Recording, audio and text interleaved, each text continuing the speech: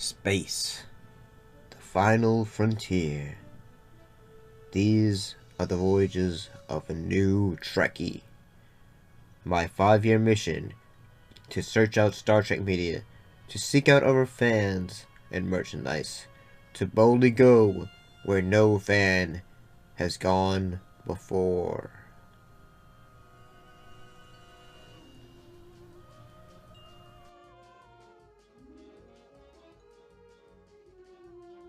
Greetings, salutations. We're back looking at episodes of Star Trek DS9 with episode Broken Link.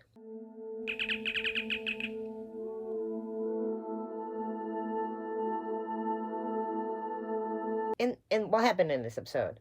Well, in this episode, Odo, who basically told the Dominion previously, or the founders, hey, hi, please go away, and all that, becomes ill and has severely holding a solid form. So the U.S. Defiant brings him to the Gamma Quadrant in search of a cure.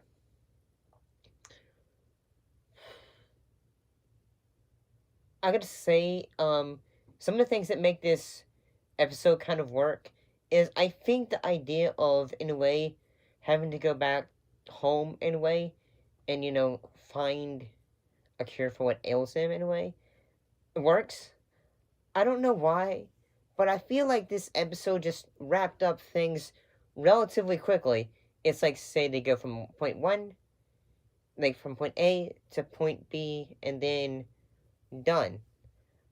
In that, yeah, they go to the home world of the Changlings, and they go like, "Oh no, you shall be you shall be challenged," and all that, and it's basically just like, say, okay, like, is it in the battle or something? But when actually what it is he's going to be judged on what they would do to him. By that, like, say, do we strip him of his ability to change, or does he stay there? What ends up happening is he loses, like, every aspect of bringing a Changling. The ability to form, and, needing to go into his, like, say, his jar ever so often. And honestly, kind of, now that I think about it, kind of reminds me of the idea of, say, a genie wishing to become human in a way, and then suddenly realizing, say, hey, wait, like, even though I have moved away from others like me, and then, because at the end of the episode, like, basically they go and say, okay, now you are no longer one of us in a way, because what they do is they basically turn him human, and then but he still has his changling face and all that. So yeah, you have a bit of the understanding of how he's feeling, like, in a way he's casted out in a way. And at the end of the episode, basically, um, Odo ends up, like, a woman who had an interest in him, basically goes like, say, hey, if you ever want to talk to each other, I'm here, and all that. So kind of like that.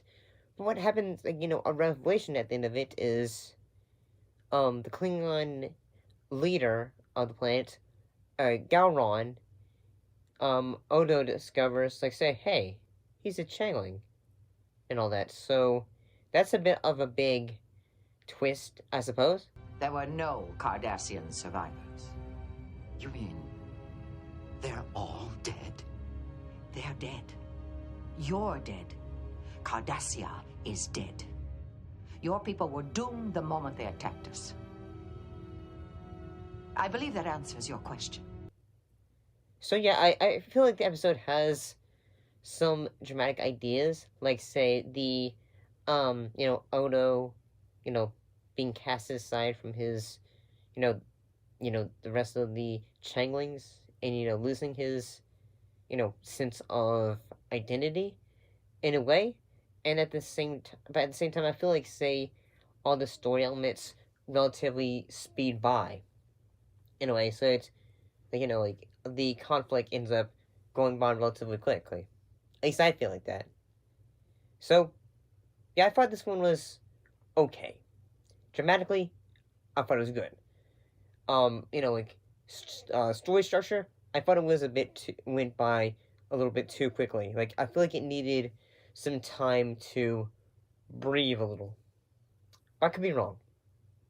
See you next time.